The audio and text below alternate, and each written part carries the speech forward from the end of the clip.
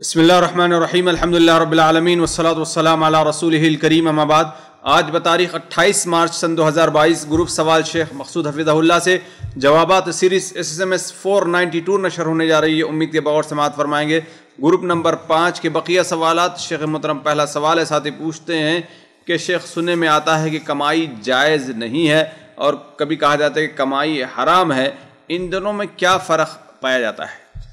دیکھیے، اصل لغت کے لحاظ سے دونوں میں کوئی فرق نہیں ہے، ناجائز اور حرام دونوں ایک چیز ہے، لیکن بسا اوقات عام بول چال میں جیسا کہ میں سمجھتا ہوں فرق کمائی حرام ہے، یعنی وہ جو مال ہے کیا ہے، وہ حرام کا ہے جو حاصل کیا ہے، اور عموماً میں سمجھتا ہوں بولتے ہیں ناجائز یعنی جو طریقہ اختیار کیا جا رہا ہے کیا ہے، وہ کمائی کا ناجائز طریقہ، اگرچہ وہ چیز کیا ہے وہ حرام ہو، لیکن علی کل حال لغت کے لحاظ سے اور فقہا کے اندر میں تک دونوں میں کوئی فرق ہے، لیکن یہ کہ عام بول چال میں سمجھتا ہوں کس طریقے سے تھوڑا سا فرق رہتا ہے۔ کمائی حرام ہے یعنی جو اصل کیا ہے، مال ہمارا ہے کیا ہے وہ حرام کا ہے، جیسے مثلا سود کا ہے یا رشوت کا ہے یا شراب بیچ کر کے ہے، یعنی اس قسم کی چیزیں جو رہتی ہیں، اور ناجائز ہے گویا کہ جو طریقہ حاصل کیا ہے، وہ اصل مال چیز کیا ہے وہ حلال، لیکن اس کو حاصل کرنے کا طریقہ کیا ہے وہ ناجائز ہے، واللہ اعلم۔ جی اگلا سوال ہے، ساتھی پوچھتے ہیں کہ شیخ محترم جیسے کہ پچھلے رمضان کے روزے اگر کسی مرد یا عورت کے چھوٹ جائیں کورونا کی وجہ سے، بیماریوں کی وجہ سے، پھر دوبارہ بیمار ہو گئے بیچ میں، تو اب بالکل رمضان پھر آ گیا ہے، تو اب کیا کریں؟ یعنی کیا روزے جو رکھے جائیں گے رمضان کے وہ پچھلے کے روزے مانے جائیں گے یا اس سال کے روزے ہوں گے یا کیا ترتیب ہوگی؟ یعنی وہ جو ہے پورا سال گزر گیا، روزہ نہیں پورا کر سکا، جی جی، تو اب جو باقی ہیں 8-10 دن اس میں پورا کر لے، پھر بھی نہیں ہوں گے 15 اگر روزے اگر تو ٹھیک ہے۔ جب رمضان آ گیا تو اس حالیہ رمضان کے روزے رکھیں گے، اور اگر کوئی عذر نہیں تھا، کوئی اس کے پاس عذر نہیں تھا، بغیر عذر کے تاخیر کیا، لاپرواہی، ظاہر بات وہ بڑا گنہگار ہے، لیکن یہ ہے کہ رمضان کے بعد اس کو یہ روزے پورے کرنے ہوں گے۔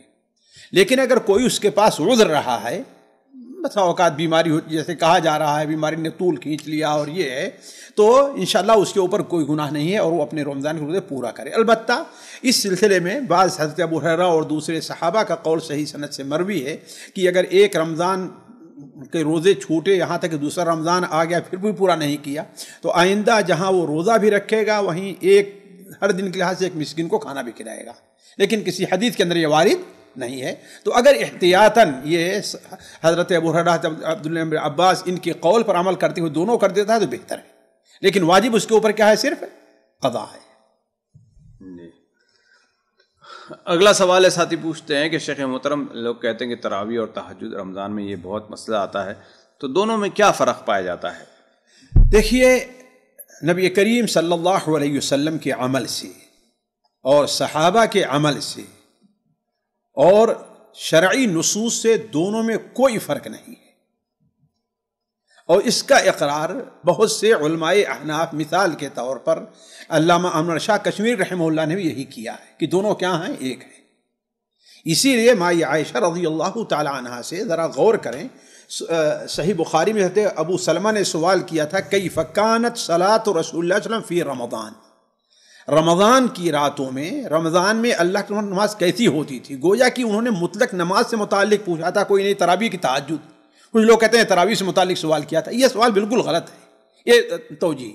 اصل کیا ہے، سوال تھا رمضان کی راتوں میں آپ کی بات کیسی ہوتی تھی، تو مائی عائشہ نے بیان فرمایا کہ اللہ کے رسول صلی اللہ علیہ وسلم رمضان اور غیر رمضان میں یعنی الگ سے کوئی نماز نہیں پڑھتے تھے، وہی نماز جو آپ غیر رمضان میں پڑھتے تھے وہی رمضان میں پڑھا کرتے تھے، لیکن فرق اس طریقے سے ہے کہ عام رمضان میں اس کی کوئی تاکید نہیں ہے، یعنی اس ناحیے سے تو بڑی افضل چیز ہے، اللہ کے نیک بندوں کا ہمیشہ سے شیوا رہا ہے، اللہ کے نیک بندے کانوا قلیلا من اللیل ما یہجعون ہے نا، لیکن رمضان میں آ کر کے اس کی تھوڑی سی تاکید بڑھ جایا کرتی ہے، وہ تاکید ہو جاتی ہے کہ جو لوگ عام دنوں میں تہجد نہیں پڑھتے کم سے کم رمضان میں اس کا ضرور اہتمام کریں، تو دونوں میں اصل کے لحاظ سے کوئی فرق نہیں ہے۔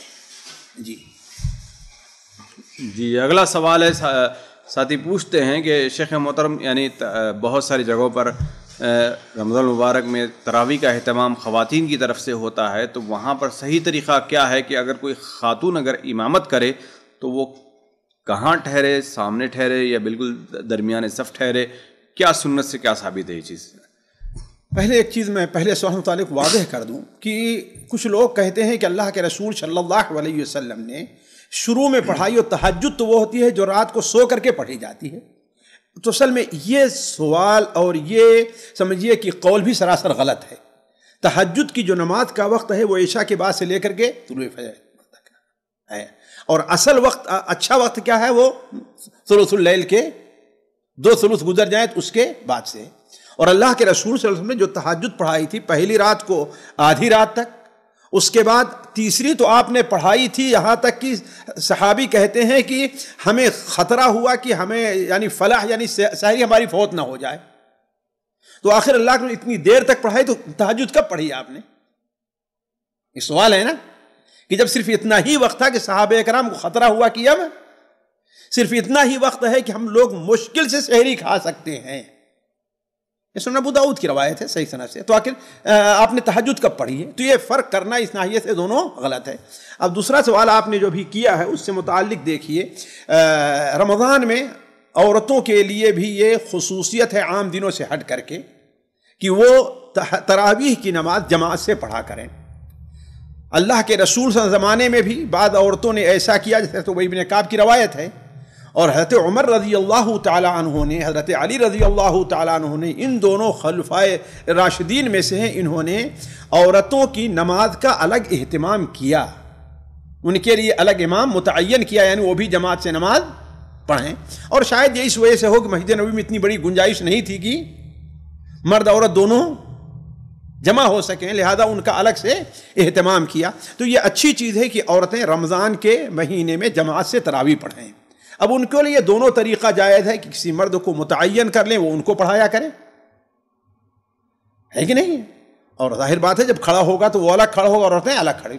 اور یہ بھی ہے ان کے لیے کہ کوئی عورت اگر اللہ نے ماشاءاللہ اسے حفظ کا دیا ہے یا قرآن وہ اچھی طریقے سے پڑھ لیتی ہے تو وہ ان کی امامت کرے. لیکن اگر عورت امامت کرے گی تو اس سلسلے میں جہاں تک کسی حدیث کا تعلق ہے وہ تو مجھے یاد نہیں ہے، البتہ حضرت عائشہ رضی اللہ تعالی عنہ، حضرت ام سلمہ رضی اللہ تعالی عنہ، ان دونوں سے بسند صحیح ثابت ہے. جیسا کہ مصنف عبد الرزاق میں حضرت ام سلمہ سے ہے، اور امام ابن حزم رحمہ اللہ حضرت عائشہ کا اثر نقل کیا ہے کہ یہ دونوں جب عورتوں کی امامت کرتی تھیں تو ان کے وسط درمیان میں کھڑی ہوتی تھی. یہ مردوں سے مختلف شاید اس لیے ہے تاکہ مردوں کی نماز کے مشابہ نہ ہو جائے. تو اصل یہ ہے کہ اس سے پتہ چلتا ہے ان دونوں صحابیات جلیلتین جو ہیں، صحابیات جلیلتین، ان سے پتہ چلتا ہے کہ عورت کے لیے مشروع یہ ہے کہ اگر وہ عورتوں کی امامت کرتی ہے تو کہاں کھڑی ہوگی؟ وہ درمیان میں کھڑی ہوگی، مردوں کے طریقے سے آگے نہیں کھڑی ہوگی. جی یہاں پر یہ بھی لوگ سوال کرتے ہیں کہ اگر مثال کے طور پر کوئی عورت اگر کھڑی ہو کر نماز پڑھا رہی امام ہو تو پیچھے کچھ مرد بھی اگر پڑھنا چاہیں تو؟ نہیں، عورت مرد کی امامت نہیں کر سکتی ہے. جی.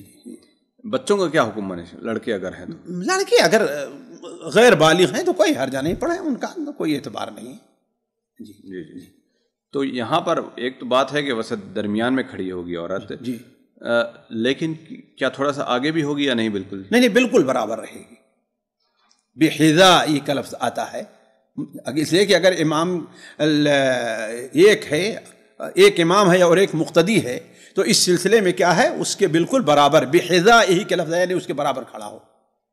جی. جو احتیاط کا پہلو رکھ کر بعض لوگ ایک دو دیکھیے پیچھے کم سے کم کسی حدیث میں اس پر دلیل نہیں ہے. فقہاء نے یہ کہا ہے، میرے ذہن میں ہے کہ فقہاء نے یہ بات کہی ہے، لیکن جہاں تک حدیث کا تعلق بحذا ہے، اس کے حذا میں کھڑا، بغل میں کھڑا. اچھا، یہ احتیاط کیسا ہے؟ یعنی مثال کے طور پر کبھی بھی کوئی امام سے آگے ہو سکتا ہے 1-2 انچ میں، تو کوئی حرج نہیں ہے اس چیز کا؟ مطلب کوئی حرج نہیں ہے. اگر جان بوجھ کر ایسا کر رہا تو غلط کر رہا ہے، انجانے میں ہو گیا تو انجانے میں تو کوئی حرج نہیں. اور اس کے لیے احتیاط کے لیے ایک چیز ایجاد کرنا یہ صحیح نہیں ہے، بالکل غلط ہے، بالکل غلط ہے. جی. اگلا سوال ہے، ساتھی پوچھتے ہیں، شیخ محترم جیسے کہ ہم رمضان میں اگر کوئی تراویح پڑھ لے یا تراویح پڑھا دے اور یا قرآن پڑھ لے تو اس کے بعد اپنے جسم پر پھونکنا، کسی اور کے جسم پر پھونکنے کا کیا حکم ہوتا ہے؟ بھائی دیکھیے، جہاں تک قرآن پڑھ کر کے پھونکنے کا تعلق ہے تو اس کا ثبوت اللہ کے رسول اس طریقے سے ہے کہ آپ صلی اللہ علیہ وسلم جب بستر پر جاتے، جیسا کہ مائی عائشہ فرماتی ہیں، تو آپ معوذات قل هو اللہ احد قل اعوذ برب الناس اس کو پڑھ کر کے اپنے اوپر دم کیا کرتے تھے، ہے کہ نہیں، ہاتھوں پر. اس کے بعد تو اس سے اس کا وہ ثبوت ملتا ہے. لیکن یہ بات رہنی چاہیے کہ اس میں تراویح وغیرہ کی کوئی خصوصیت نہیں ہے، یہ ایک بدعت ایجاد کرنا ہوگا. ہاں لیکن اگر کوئی آدمی اپنے طور پر قرآن پڑھا اور بغیر سنت سمجھے ہوئے اس کو اپنے ہاتھ دم کر کے کر لے تو الگ مسئلہ ہے، یا کوئی مریض ہو اس کے پار کرے تو. لیکن ایک اب تراویح میں اس کے عادت بنا لے تو یہ چیز جو ہے وہ بدعت میں داخل ہو.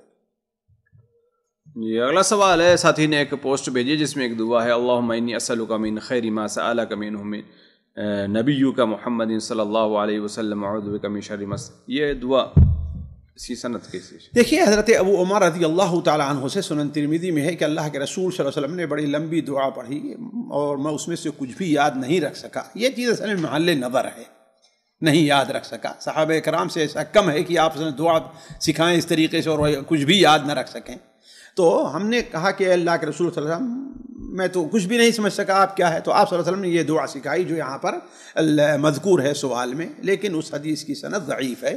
علامہ البانی رحمہ اللہ نے اسے ضعیف قرار دیا ہے، اس لیے کہ اس کی سند میں ایک مشہور ضعیف راوی لیث ابن ابی سلیم ہے، لیث ابن ابی سلیم، اور وہ مشہور ہے کہ ان کا حافظہ بالکل کمزور ہو گیا تھا اور اختلاف کے شکار ہو گئے تھے. جی اگلا سوال ہے، ساتھی پوچھتے ہیں کہ اگر کوئی شخص وتر یا کسی بھی نماز میں یعنی کسی بھی رکعت میں اللہ اکبر کہنا اگر بھول جائے تو اس کا کیا حکم ہے؟ بھائی دیکھیے، اگر اللہ اکبر سے مراد تکبیرات انتقال ہے جی تو یہ راجح قول یہی لگتا ہے جیسے حنابلہ کا ہے کہ واجبات میں ہے، اگر کوئی چھوڑ دیتا ہے تو سجدہ سہو کرے گا.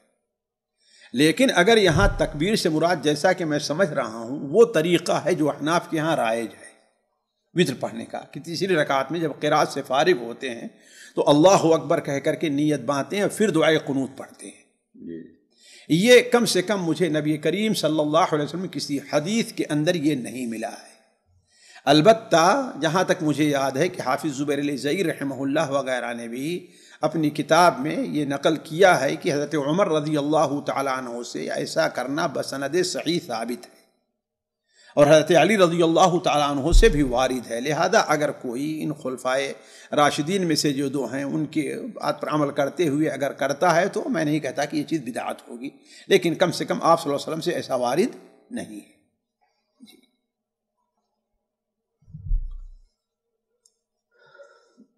جی اگلا سوال ہے، بہن پوچھتی ہیں کہ ساتھی پوچھتے ہیں کہ میری 3 بیٹیاں ہیں، ماں باپ کا انتقال ہو گیا، 5 بھائی اور 1 بہن ہے، سب الگ الگ گھر گرستی میں رہتی ہیں. میری وفات پر میراث میں کیا بھائیوں کا بھی حصہ ہوگا؟ ظاہر بات ہے کوئی ایسا مرد نہیں ہے بھائیوں سے قریب جو آپ کا عصبہ بنے، آپ کا عصبہ بنے. لہذا 2/3 حصہ آپ کی بیٹیوں کو ہوگا. کتنا؟ 2/3 حصہ آپ کی بیٹیوں کا ہوگا. پھر اس کے بعد جو بچے گا وہ کس کا ہوگا؟ آپ کے بھائی کا ہوگا. گویا سارا مال گویا کہ یہ آپ جو ہے اسے 2 حصوں میں 3 حصوں میں گویا کہ تقسیم کریں. 2/3 آپ کی بیٹیاں لے لیں گی اور 1 حصہ آپ کے بھائی کو ہوگا. جی اگلا سوال ہے، ساتھی پوچھتے ہیں کہ میرا سوال ہے کہ میرا ایک دوست اس کی موت ہو گئی اور پہلی دیوبندی تھا، بعد میں اہل حدیث تھا. اس کی 3 لڑکی ہیں. اس کی بیوی کے گھر والے بریلوی مزاروں پر جانے والے ہیں. اس کی بیوی کی عدت کے بعد 1 مہینے کے ایک دوست نے دوسرا نکاح کر لیا. دوست کی ایک بیوی اور ہے، نہ اپنے گھر والوں کو بتایا اور نہ لڑکی کے گھر والوں کو کچھ بتایا. یعنی سوال یہ ہے کہ بھائی اس صورت میں اس کا ولی کون ہوگا؟ دیکھیے بھائی یہ طریقہ بالکل غلط ہوا ہے، بالکل غلط ہوا ہے. اولاً تو کیا اس کے والدین اور بھائی کافر ہیں، مشرک ہیں، ان کے اوپر اسلام سے خارج ہونے کا حکم لگ رہا ہے، اس لیے کہ ہر بریلوی کے اوپر عمومی طور پر ایسا حکم نہیں لگایا جا سکتا ہے کہ نہیں ہے. بہت سے لوگ مزاروں پر جاتے ہیں لیکن ان کا یہ عقیدہ نہیں ہوتا، کہتے ہیں بہت کم بھائی فاتحہ پڑھنے جا رہے ہیں. آپ ان سے کہیے بات کیے تو کہتے ہیں ہم فاتحہ پڑھنے جا رہے ہیں. تو علی کل حال وہ ان کا طریقہ غلط ہے، لیکن صرف اس کو بنیاد بنا کر کے کسی سے بتائے ہوئے، اس کے لیے اور بھی ہیں. آپ کے علاقے میں مثلا جو کچھ سمجھدار لوگ ہوں، ہے نا، آپ کے جامع مسجد ہو، اس کا امام ہو کوئی، تو ایسے کسی کو تو اس کو ولی بنایا جائے نا، اپنے طور پر آپ شادی کر لیں. ایسی چیز جائز نہیں. جی نکاح باطل ہے، اعادہ کی ضرورت ہے. جی جی اگلا سوال ہے، ساتھی پوچھتے ہیں کہ اگر اقامت کے درمیان قرآن پڑھنا کیا مشروع ہے؟ کیا اس سے سنا جاتا ہے کہ اس طرح دعا قبول ہوتی ہے؟ اس کی کیا حقیقت ہے؟ اقامت کے درمیان میرے خیال سے اذان اور اقامت دونوں کے درمیان. ہاں، اذان اور اقامت ظاہر بات آپ صلی اللہ علیہ وسلم کی حدیث ہے کہ اذان اور اقامت درمیان میں جو دعا ہے وہ رد نہیں کی جاتی، وہ دعا رد نہیں کی جاتی ہے اذان اور اقامت کے درمیان میں جو دعا ہے. لیکن اس کے لیے شرط نہیں کہ انسان قرآن پڑھے.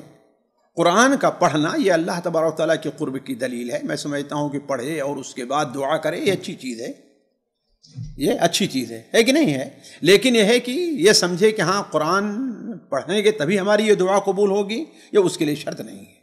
جی اگلا سوال ہے، ساتھی پوچھتے ہیں شیخ بیت المال کا جو پیسہ ہے وہ کس کو دینا جاتا ہے؟ یعنی مشرک غیر مشرک سب کو نارمل ہے یا مسلمان کو دینا ہے؟ لیکن اگر کوئی آدمی مذہب سے خارج ہے، اس کے اوپر مذہب سے خارج ہونے کا حکم لگ رہا ہے، تو بیت المال کا وہ پیسہ جو زکوٰۃ وغیرہ پر مشتمل ہے اس کو نہیں دیا جائے گا. باقی عام صدقات ہیں وہ غیر مسلم کو بھی دیا جا سکتا ہے. جی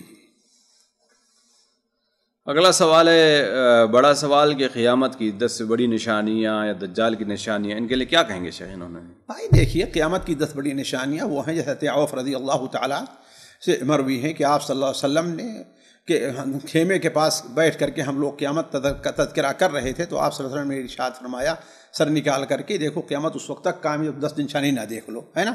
وہ دجال ہے، دخان ہے، یاجوج ماجوج کا خروج ہے، عیسیٰ ابن مریم کا نزول ہے، اور اسی طریقے سے 3 خسوف کا ظاہر ہونا ہے، 3 خسوف کا ظاہر ہونا ہے، اور آخر میں وہ جو اور دابت الارض کا خروج ہے، دابت الارض کا خروج ہے، سورج کا مغرب سے طلوع ہونا ہے. یہ 9 ہو گئے. اور آخری چیز کار عدن سے آگ نکلے گی جو لوگوں کو محشر کی طرف ہاں کر کے لے جائے گی. اور دجال کسی بات ظاہر بات وہ کانا ہوگا، اس کی پنڈلیاں ٹیڑھی ہوں گی، بال اس کے گھنگرالے ہوں گے، وہ ناٹے قد کا ہوگا، ہے کہ نہیں ہے؟ اس کی بہت سی نشانیاں کتابوں کے اندر اس کو دیکھ کر کے پڑھا جا سکتا ہے، دیکھا جا سکتا ہے.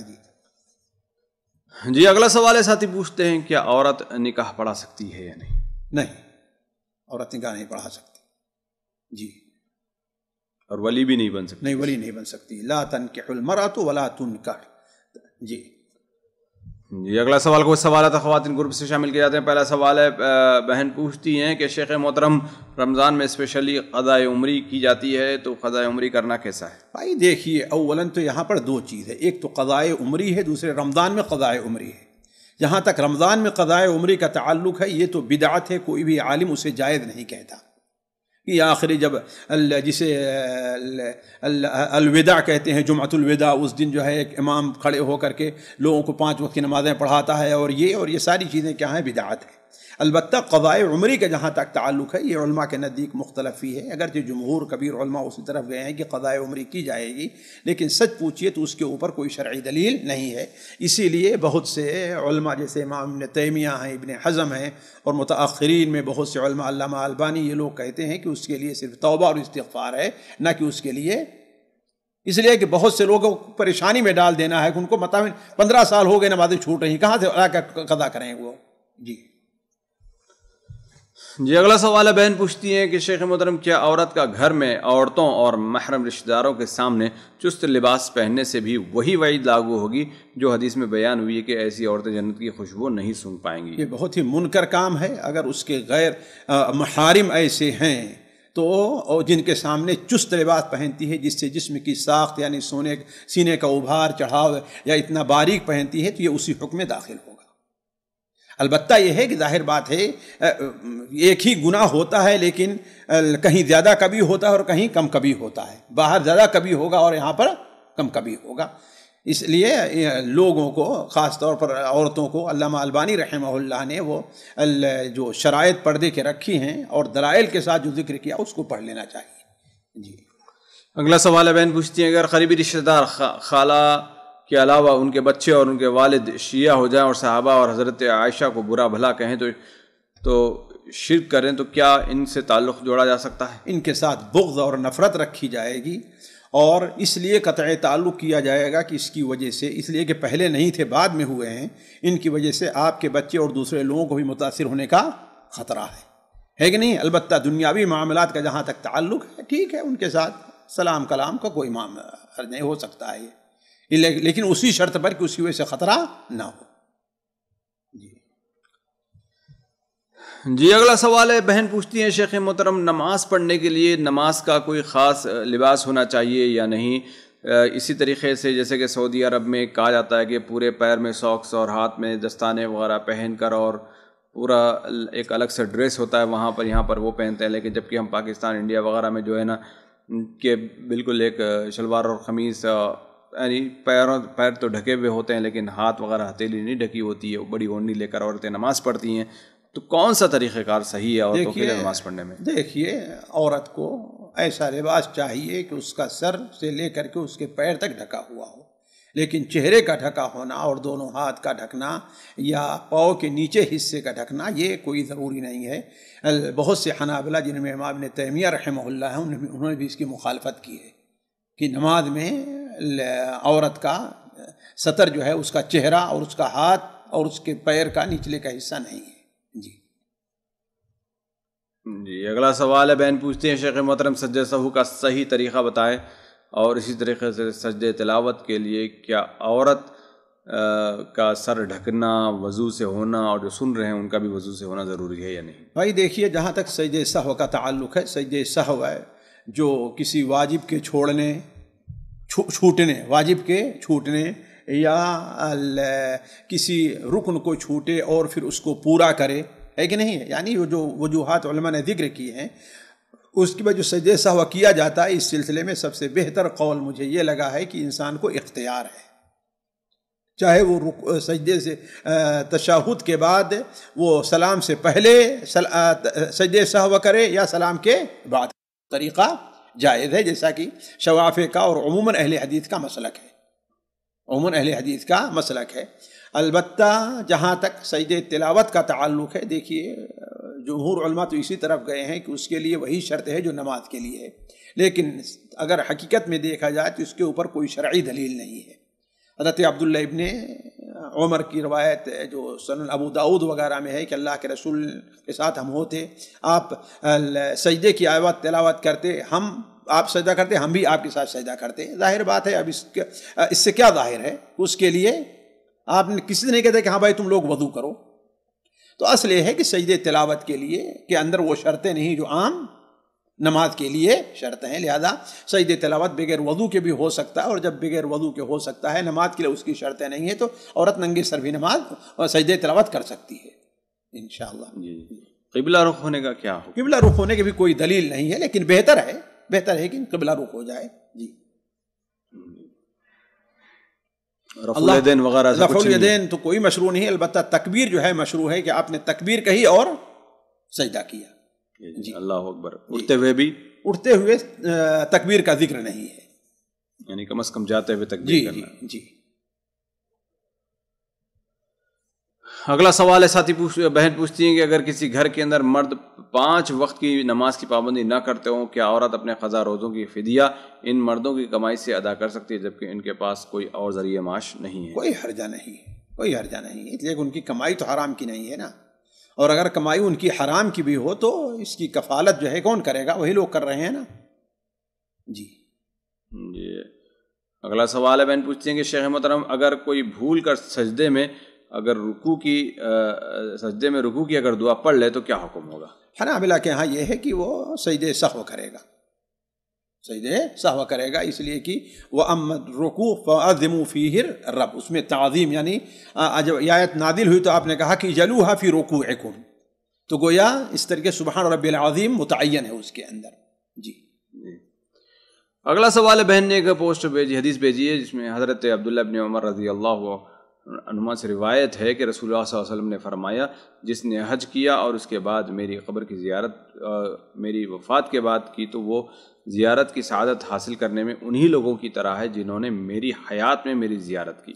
اس کا کیا یہ حدیث سخت ضعیف بلکہ موضوع ہے. مشکل یہ ہے کہ لوگ جہاں سے نقل کرتے ہیں، جس امام نے یہ حدیث کو نقل کیا ہے اور اس پر کیا کلام کیا اس کو چھوڑ دیتے ہیں. امام بیہقی رحمہ اللہ نے جہاں اس حدیث کو نقل کیا ہے وہیں پر صاف یہ کر دیا ہے کہ وَرَوَى حَفْصٌ وَهُوَ ضَعِيفٌ، وَرَوَى حَفْصٌ وَهُوَ ضعیف. اس حدیث کو حفص نے روایت کیا ہے لیث ابن ابی سلیم عن مجاہد سے، اور وہ ضعیف ہے. لیث ابن ابی سلیم بھی ضعیف ہیں، اور حفص کے بارے میں تو علماء نے لکھا ہے کہ وہ کذاب تھا. حافظ نے تقریب میں لکھا متروک الحدیث، یعنی اس کی حدیثیں چھوڑی ہوئی ہیں. جی اگلا سوال ہے، بہن پوچھتی ہیں کہ شیخ محترم سجدے شکر کے اندر بہت ساری دعائیں اگر کوئی کرنا چاہے تو کیا حکم ہے؟ کر سکتا ہے، کوئی حرجہ نہیں. سجدے شکر میں اگر وہ دعا کرنا چاہتا ہے تو کرے، کوئی حرجہ نہیں جا کر کے، لیکن اسی مناسبت سے ہو جس مناسبت سے سجدے شکر کر رہا ہے. اپنی زبان میں دعا کر لے، کوئی حرج نہیں. جی سامعین کرام، ہمارے علمی اور عوامی دروس اور سوال و جواب کی مجلسوں سے آپ خود بھی مستفید ہوں اور اپنے دوست و احباب کے ساتھ بھی شیئر کریں. عین ممکن ہے کہ آپ کے شیئر سے کسی کی اصلاح اور آپ کے لیے صدقہ جاریہ بن جائے. واٹس ایپ پر اسلامک میسج حاصل کرنے کے لیے نمبر نوٹ فرمائیں: یعقوب عزیز 00966 5089597707. واٹس ایپ سوال جو آپ گروپ میں ایڈ ہونے کے لیے نمبر نوٹ فرمائیں: عبدالسلام عمری 00966 502627 نمبر بھیجتے ہوئے نام اور پتہ ضرور لکھیں. اسی طرح ہمارے یوٹیوب چینل اسلامی دعویٰ کو ضرور سبسکرائب کریں تاکہ ہماری ہر نئی اور اہم ویڈیو کی اطلاع آپ کو فوری حاصل ہو جائے. تمام دروس، مقالات اور سوال و جواب سیریز کے لیے ہماری مشہور ویب سائٹ www.islamidawah.com کا مشاہدہ کرتے رہیں. السلام علیکم ورحمۃ اللہ وبرکاتہ.